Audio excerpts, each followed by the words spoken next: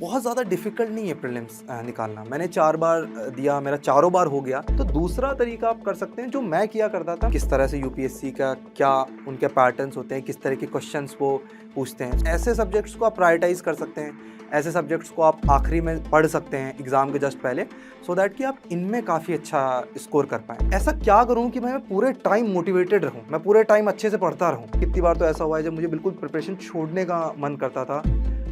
इसीलिए जिंदगी को देखें नए नजरिए से। जुड़िए जोश स्पीकर के साथ कॉल पे। लाइफ जीने के दो तरीके होते हैं।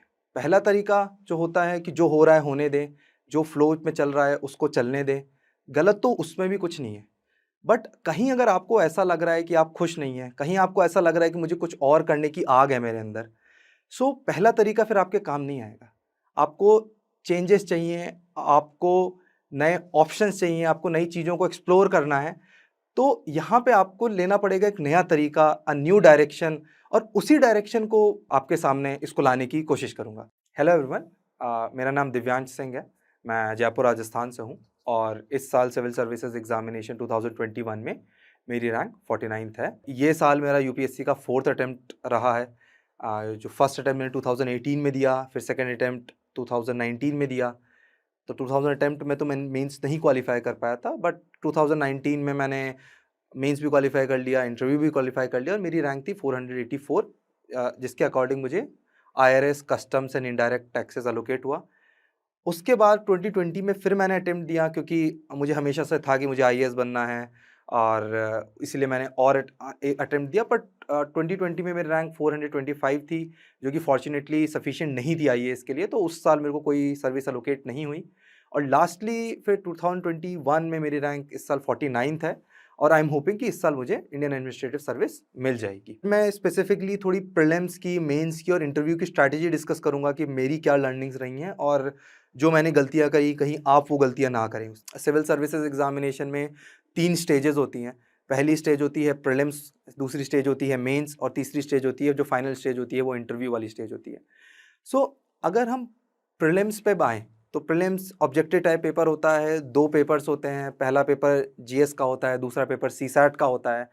और ये देखा गया normally the trend has been कि यूपीएससी धीमे-धीमे डिफ़िकल्टी भी बढ़ती जा रही है प्रीलिम्स की, और अनसर्टेनिटी भी बढ़ती जा रही है। पहले सीसैट बहुत ईज़ी हुआ करता था, स्पेशली जो कि इंजीनियरिंग बैकग्राउंड से आ रहे हैं, बट अब वैसा भी नहीं रहा है। तो सीसैट पे पहले तो आप, इवन दो आप इंजीनियरिंग बैकग्राउंड से आ रहे हैं, तो भी उस पे थोड़ा टाइम लगाइएगा, थोड़े पेपर सॉल्व करके देखिएगा। ऐसा नहीं हो कि आप पहली बार जाके एग्ज़ाम में ही कर रहे हैं, तो थोड़ा मेक श्योर कर लीजिए कि आप कंफर्टेबल में हैं सीसैट में। और अगर हम, अब मैं जीएस पे आता हूँ, तो जीएस में अगेन 100 क्वेश्चंस होते हैं, 200 मार्क्स का पेपर होता है। तो बहुत ज़्यादा डिफ़िकल्ट नहीं है प्रीलिम्स निकालना। मैंने 4 बार दिया, मेरा चारों बार हो गया। और जो कुछ चीज़ें जो मैंने फ़ॉलो करी, मैं आपको वो बताता हूँ। तो पहली चीज़ जो मैंने फ़ॉलो करी, वो मैंने अपना सिलेबस को बहुत ही शॉर्ट रखा, स्वीट रखा। मैंने बहुत ज़्यादा अपने सिलेबस को डाइवर्सिफ़ाई करने की कोशिश नहीं की। मैं बिल्कुल 1 सब्जेक्ट 1 बुक वाले प्रिंसिपल को फ़ॉलो करता था कि एक ही सब्जेक्ट में एक ही बुक पढ़नी है। और वो मेरे हिसाब से मेरे को बताने की ज़रूरत नहीं है। अगर आप ऑनलाइन देखेंगे, आप किसी भी टॉपर की वीडियो देखेंगे, तो आपको ईज़िली मिल जाएँगी वो बुक्स, और वही स्टैंडर्ड बुक्स को फ़ॉलो करिए। बहुत ज़्यादा इधर-उधर करने की आपको बिल्कुल ज़रूरत नहीं है। जो सेकंड जो सेकंड चीज़ होती है, वो प्रीलिम्स से फिर होती है करंट अफ़ेयर्स। जो न्यूज़पेपर्स हो गए, वो आपको कैसे फ़ॉलो करने हैं। तो उसमें भी एक पिटफॉल ये होता है कि जब लोग न्यूज़पेपर्स वगैरह पढ़ना स्टार्ट करते हैं, तो वो अपना दिन का बहुत ज़्यादा टाइम न्यूज़पेपर पढ़ने में ही लगा देते हैं। तो अगर आप मान लीजिए आप 6 से 8 घंटा पढ़ रहे हैं, उसमें से आप 2 डेढ़ 2 घंटा या ढाई घंटा न्यूज़पेपर पढ़ने में ही लगा दिया आपने, तो आपका 30-40% टाइम तो न्यूज़पेपर में ही चला गया। सो उतनी ज़रूरत है नहीं न्यूज़पेपर पढ़ने की। आप मेक श्योर करिए कि आप 1 सवा 1 घंटे में न्यूज़पेपर अपना ख़त्म कर दें।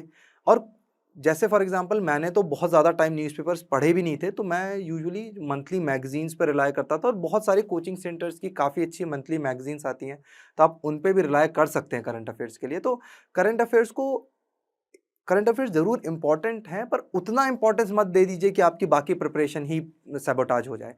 सो वो आप इसको प्लीज़ इंश्योर किया करिए, क्योंकि लोग जब न्यूज़पेपर पढ़ते हैं, फिर नोट्स बनाने लगते हैं, तो 2-2 ढाई-ढाई घंटा वो वही काम करते रह जाते हैं, और वो बहुत कॉस्टली पड़ जाता है आगे जाके। और फिर तीसरे अगर हम एलिमेंट पे आएँ प्रीलिम्स के, जो जो तीसरा एलिमेंट होता है प्रीलिम्स का, वो होता है आपकी टेस्ट सीरीज़, जो आपकी प्रैक्टिस क्या है। और स्पेशली जब क्वेश्चंस आजकल ऐसे आ रहे हैं जो कि आपने नॉर्मल स्टैंडर्ड बुक्स में नहीं पढ़े होंगे, तो प्रैक्टिस बहुत ज़्यादा इंपॉर्टेंट हो जाती है। तो मैंने हर ईयर ये चीज़ करने की ज़रूर कोशिश की थी कि मैं कोई भी एक टेस्ट सीरीज़ फॉलो करूं, उसके प्रॉपर्ली जो यूजुअली 30 टू 35 टेस्ट होते हैं, कोई भी कोचिंग आप टेस्ट सीरीज ले लीजिए और उसको प्रॉपर्ली अटेम्प्ट करिए। और टेस्ट सीरीज अटेम्प्ट करने में भी कुछ लोग क्या गलती कर देते हैं कि वो हमेशा उसको पोस्टपोन करते रहते हैं, प्रोक्रास्टिनेट करते रहते हैं कि एक बार मैं सिलेबस कर लूँ फिर मैं टेस्ट सीरीज दूंगा। सिलेबस को कभी ढंग से कंप्लीट हो नहीं पाता, वो टेस्ट सीरीज प्रॉपर्ली लिखते नहीं है, तो फिर एग्जाम में एकदम से बहुत ज़्यादा प्रेशर आ जाता है आखिरी के महीने में। तो मैं आपको ये सजेस्ट ज़रूर करूँगा कि भले ही आप प्रॉपर्ली प्रिपेयर्ड ना हो, उसके बाद भी आप टेस्ट लिखिए। क्योंकि मेरे को भी ध्यान है कि जब मैंने पहले टेस्ट लिखे थे एक बार मॉडर्न इंडिया को पढ़ के, तो मेरे नंबर बहुत ही कम आते थे, मेरे 60-65 मार्क्स आया करते थे। बट मैं कंटिन्यूसली लिखा करता था, मैं उससे बहुत ज़्यादा फ्रस्ट्रेट और सैड नहीं फील करा करता था, क्योंकि मुझे पता था कि आगे जैसे मैं और टेस्ट दूंगा तो मेरे मार्क्स इंप्रूव हो जाएंगे। उसके साथ साथ में क्या होता है कि आप यूपीएससी के प्रीवियस ईयर क्वेश्चन पेपर ज़रूर करके देखिए, उससे आपको कॉन्फिडेंस भी मिलेगा, थोड़ा आपको समझ में भी आएगा कि एग्ज़ाम में क्या डिमांड होती है एग्ज़ाम की, किस तरह से यूपीएससी का क्या उनके पैटर्न्स होते हैं, किस तरह के क्वेश्चंस वो पूछते हैं। सो फॉर एग्जांपल अगर आप पेपर्स को देखेंगे तो आपको पता पड़ेगा कि कुछ सब्जेक्ट्स ज़्यादा इंपॉर्टेंट होते हैं। So for example polity important होती है, मॉडर्न इंडिया इंपॉर्टेंट होते हैं, तो इन्वायरमेंट इंपॉर्टेंट होता है। तो ऐसे सब्जेक्ट्स को आप प्रायोरिटाइज कर सकते हैं, ऐसे सब्जेक्ट्स को आप आखिरी में पढ़ सकते हैं एग्ज़ाम के जस्ट पहले, सो दैट कि आप इनमें काफ़ी अच्छा स्कोर कर पाएँ।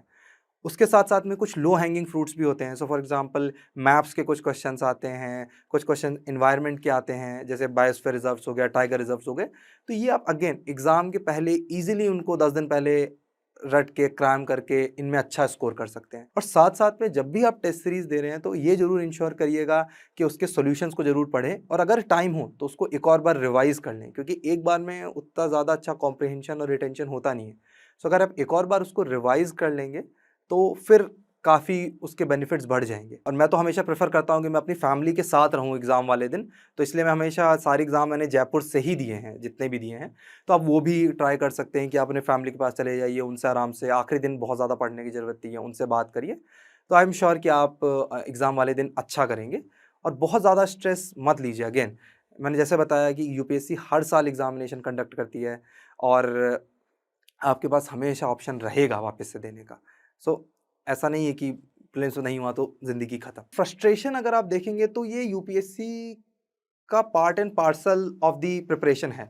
सो बहुत लोगों को ये एक लगता है कि अगर वो फ्रस्ट्रेट हो रहे हैं तो उसका मतलब है वो कुछ गलत कर रहे हैं, उनकी डायरेक्शन सही नहीं है।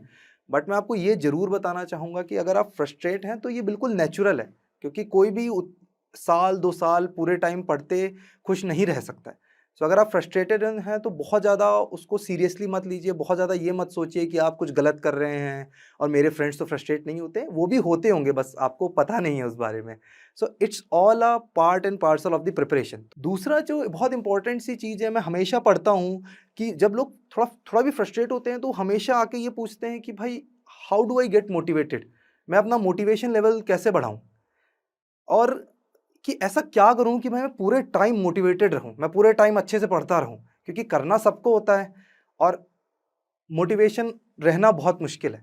तो मैं उसका आंसर मैं ये कहना चाहूँगा आपसे कि आप चौबीसों घंटे मोटिवेटेड नहीं रह सकते। मोटिवेशन पूरे टाइम मोटिवेटेड रहना इम्पॉसिबल है।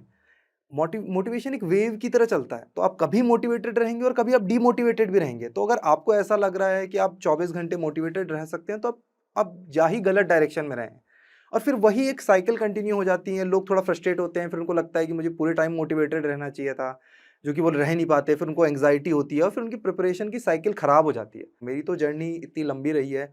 सो कितना टाइम ऐसा हुआ है कि जब मुझे बिल्कुल पढ़ने का मन नहीं करता था, कितनी बार तो ऐसा हुआ है जब मुझे बिल्कुल प्रिपरेशन छोड़ने का मन करता था। इसीलिए ये है। और तीसरी इंपॉर्टेंट चीज़ जो बहुत हेल्प करती है वो ये होती है टाइम मैनेजमेंट, और जो आपका जो गोल आप कैसे सेट करते हैं उस पे। सो अगर वो मैं बताऊँ, सो जो गोल सेटिंग होती है, टाइम मैनेजमेंट होता है, वो भी एक अपने आप में एक थोड़ी-सी एक स्किल होती है। सो 2 तरीके से आप टाइम को मैनेज कर सकते हैं। पहला जो तरीका होता है, जो बहुत सारे लोग इनिशियली करते हैं, वो ये करते हैं कि वो टाइम वाइज़ टाइम अपने टारगेट्स बना लेते हैं कि सुबह 8 से 9 बजे मैं ये पढ़ूँगा, 9 से 10 फिर मैं ये पढ़ूँगा।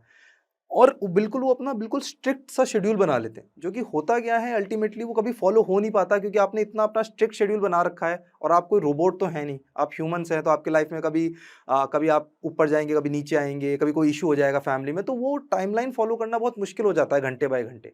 तो दूसरा तरीका आप कर सकते हैं, जो मैं किया करता था, मैं अपने लिए डेली गोल सेट किया करता था। मैं ये नहीं कहा करता था कि मैं इतने बजे ये पढ़ूंगा, उतने बजे वो पढ़ूंगा। मैं बस ये कहा करता था कि आज मुझे इसका चैप्टर ये कर लेना है, आज मुझे उसका चैप्टर ये कर लेना है, और उतना ही रखा करता था।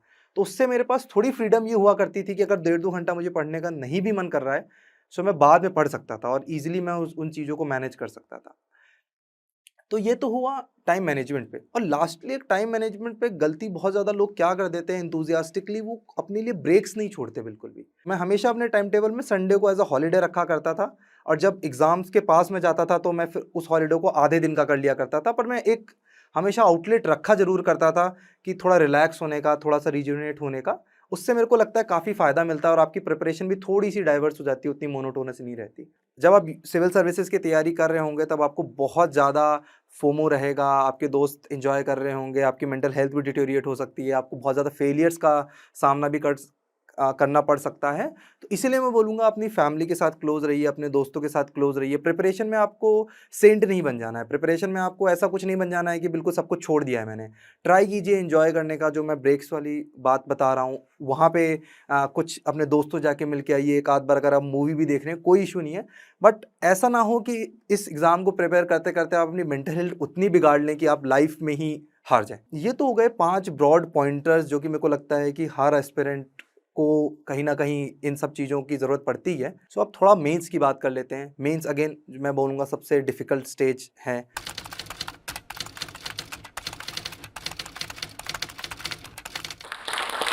हेलो एवरीवन, मैं दिव्यांश। सिंस काफ़ी रिक्वेस्ट आई हैं regarding UPSC civil services preparation को लेके, सो हम लोग एक सेशन प्लान कर रहे थे, जिसकी डिटेल्स या तो आपको कमेंट सेक्शन या डिस्क्रिप्शन बॉक्स में मिल जाएगी। Thank you and I hope you have a nice day.